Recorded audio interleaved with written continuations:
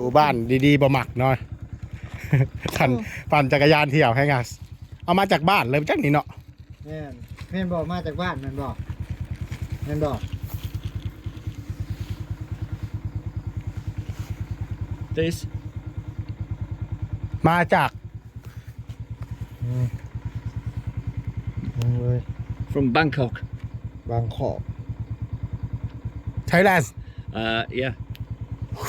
Last night from God. มาจากไทยแลนด์ Bang Vieng.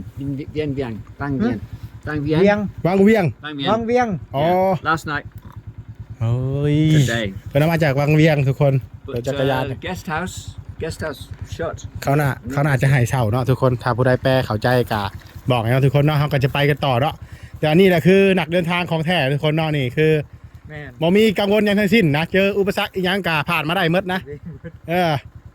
ซัมเฮานี่ถือว่ายังชิวๆเนาะของเพิ่นนี่คือปั่นรถถีบแฮงไปปั่นรถถีบไปทั่วถีบเลยบาด No.